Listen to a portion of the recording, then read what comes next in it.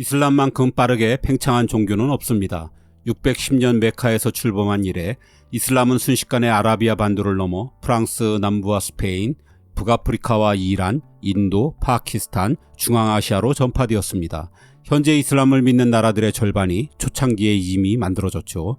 거기에 8세기 중반에는 중앙아시아에서 벌어진 탈라스 전투에서 당나라를 대파함으로써 중국의 서역 진출 꿈을 완전히 포기하도록 만들었습니다. 초기 이슬람의 전파는 이들이 만든 이슬람 제국의 영토와 완벽히 궤를 같이 하고 있습니다.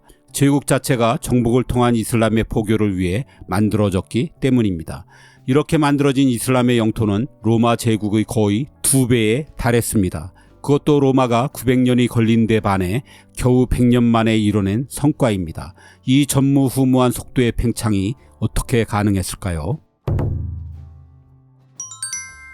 물론 이슬람에선 알라의 뜻이라고 하겠지요. 하지만 이 영상에선 종교적인 측면은 모두 배제하고 이 놀라운 일이 필연적으로 일어날 수밖에 없었던 역사적, 시대적 배경을 알아보려고 합니다. 우선 이슬람은 때를 아주 잘 만났다고 해야 할 것 같습니다. 이 시기 이 지역에선 서양을 대표하는 비잔틴과 동양을 대표하는 페르시아, 이 두 거대 제국이 패권을 다투고 있었습니다. 나머진 이 두 나라의 위세에 눌려 숨도 쉬기 어려웠죠. 하지만 300년 넘게 싸워오면서 비잔틴도 페르시아도 이젠 피폐해질 대로 피폐해져 있었습니다. 무리한 소모전이 끝도 없이 이어지면서 쿠데타와 같은 정치 혼란이 반복되었고 전비 마련을 위한 가혹한 세금과 약탈로 민심이 모두 떠난 상태였습니다. 그야말로 이 혼란을 끝낼 새로운 세력의 출현을 모두가 기다리는 분위기였죠. 이 두 나라의 힘을 쏙 빼놓은 게 또 하나 있었으니 페스트입니다. 6세기 중반 이집트에서 시작된 페스트는 곧 비잔틴 제국의 수도 콘스탄티노플로 퍼졌습니다. 그리고 속수무책으로 사람이 죽어나가기 시작했습니다. 심한 날엔 하루에 10,000명이 한꺼번에 페스트로 죽기도 했습니다. 이렇게 해서 비잔틴 인구의 40%가 단기 일내에 사라졌습니다. 전염병은 당연히 아군과 적군을 구분하지 않았습니다. 머지않아 페르시아에도 페스트가 상륙했습니다. 페르시아 인구의 25%가 사라졌습니다. 이 중에는 페르시아의 왕도 있었습니다. 이처럼 페스트는 두 제국을 똑같이 기진맥진하게 만들었습니다. 반면 이슬람의 아라비아 반도는 페스트의 영향을 거의 받지 않았습니다. 대부분이 사막이라 페스트를 퍼뜨리는 곰쥐가 서식할 수 없었기 때문입니다. 게다가 대도시에 밀집해 사는 비잔틴과 페르시아와 달리 아라비아 반도의 유목민들은 대부분 사막에 흩어져 살았습니다. 페스트를 피하는 데 절대적으로 유리한 환경이었죠. 만약 오랜 전쟁과 페스트로 이 양강의 힘이 약화되지 않았다면 역사상 유례없는 이슬람의 급속한 전파는 결코 일어나지 않았을 것입니다. 대부분의 지역이 비잔틴과 페르시아의 영향권이라 자신들을 위협하는 제3세력의 성장을 두고만 보지는 않았을 것이기 때문입니다. 하지만 아무리 국제적인 환경이 유리하더라도 스스로 충분한 힘을 갖추지 못했다면 이슬람이 이처럼 거대해지지는 못했을 겁니다.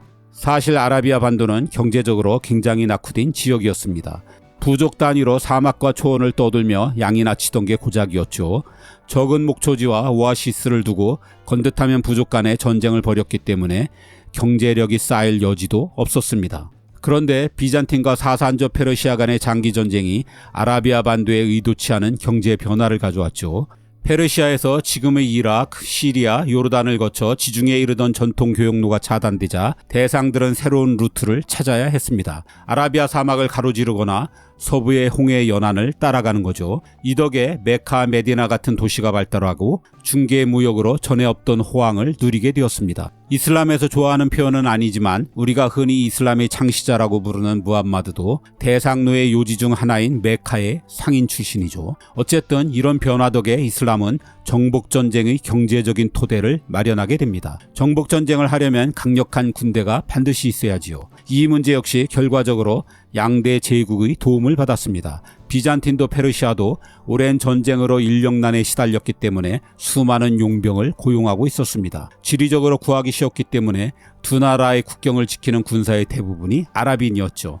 이들은 유목이나 농사보다 수입이 훨씬 좋았기 때문에 선망의 대상이었습니다. 선진 제국의 전쟁 전술을 익힌 이들이 이슬람으로 개종한 후 정복을 이끄는 최고의 전사들이 되었죠. 새로운 무역로 덕에 만들어진 경제력과 용병으로 다져진 군사력은 분명 정복전쟁의 든든한 바탕이 되었습니다. 하지만 이슬람의 전광석화 같은 확대를 가져온 두 가지 결정적인 요인은 포용 정책과 조세 정책이었습니다.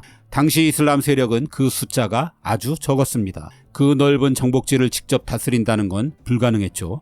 그래서 이슬람 제국은 그 이전의 제국과는 전혀 다른 통치 시스템을 사용했습니다. 세금을 내는 조건으로 토착 세력의 기득권을 인정하는 간접 통치를 한 것이죠. 전쟁에서 패하면 죽거나 노예로 팔려나가던 시대였습니다. 당시로선 파격적인 관용 정책이었죠. 심지어 세금만 낸다면 그 어떤 종교도 허용되었습니다. 물론 기독교를 믿어도 됐지요. 이런 제도를 딘마라고 했고 무슬림이 아닌 국민을 딘미라고 했습니다. 이슬람 세력뿐 아니라 아랍의 유목민 자체도 숫자가 많지 않았습니다. 제국을 유지하기 위해서라도 적정한 인구는 꼭 필요했습니다. 그래서 딘마 제도를 통해 피정복민을 보호하고 대신 세금이라는 실리를 취했던 것입니다. 당시 주변국들의 민중에게 무엇보다 매력적이었던 건 이슬람의 조세 정책이었습니다. 이슬람 제국에선 25%의 토지세만 내면 누구든 땅을 소유할 수 있었습니다. 마음껏 농사도 짓고 경작물도 가질 수 있었지요.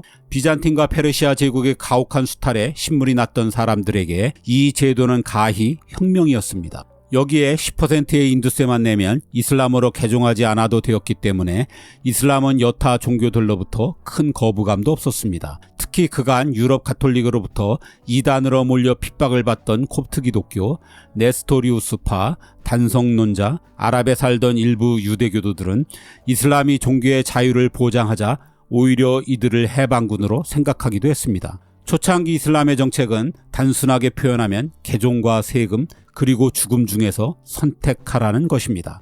이슬람을 믿어 구원을 얻거나 그렇지 않으면 세금을 내고 자신들의 보호를 받으라는 것이죠. 그런데 세금을 내면 기득권은 물론 자신의 종교도 지킬 수 있었고 그 세금마저 비잔틴이나 페르시아보다 훨씬 쌌기 때문에 이슬람은 많은 곳에서 환영을 받았습니다. 그러다 보니 나중엔 싸우지도 않고 도시 통째로 투항해오는 곳이 점점 더 많아졌습니다.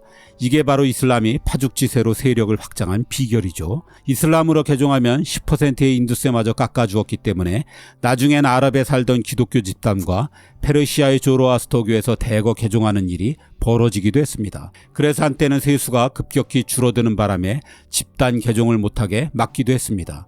게다가 이슬람 제국은 사상 처음으로 종교가 지배 이념이 된 제국이었습니다. 이 덕에 무함마드가 죽은 후에도 정통 칼리프와 우마이야 왕조, 아바스 왕조로 이어지면서 분열 없이 이슬람의 확산에만 전념할 수 있었습니다. 알렉산더가 죽은 후 급격하게 몰락한 헬레니즘 제국과는 완전히 달랐죠. 이후 이슬람은 절정기를 맞았습니다. 아랍은 그리스 로마 시절 겪었던 천년의 서름을 날리고 그와 똑같은 천년간이나 유럽 문명을 앞서게 되죠. 이들이 이 시기에 그리스 학문을 연구하지 않았더라면 그리고 자연과학, 수학, 천문학, 의학, 화학 분야에서 탁월한 성과를 남기지 않았더라면 우리의 과학기술은 지금의 수준에 결코 이르지 못했을 것입니다. 그리고 우리의 영어 국명이 코리아가 된 것도 아랍 상인들이 이슬람의 황금기에 고려를 세계에 소개해준 덕이죠.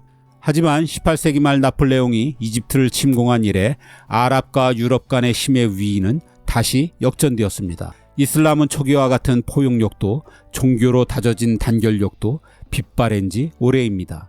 수니파와 시아파로 나눠 곳곳에서 피흘리는 분열부터 해결하지 못하면 아랍은 서방 세계에 휘둘리는 천년의 세월을 다시 또 지내야 할지도 모르겠습니다.